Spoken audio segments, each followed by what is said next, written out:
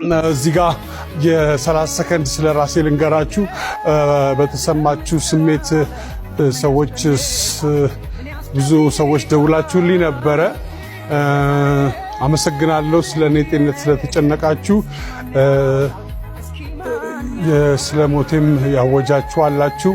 በቲክቶክ እና በፌስቡክ የቀብሩን ቦታ አልተናገራችሁም እና እሱ ይቀራችኋል እና ትንሽ ስነ ምግባር ባለው መልኩ ብንከባበር፣ ስራ ስለ ብንከባበር በጣም አሪፍ ነው።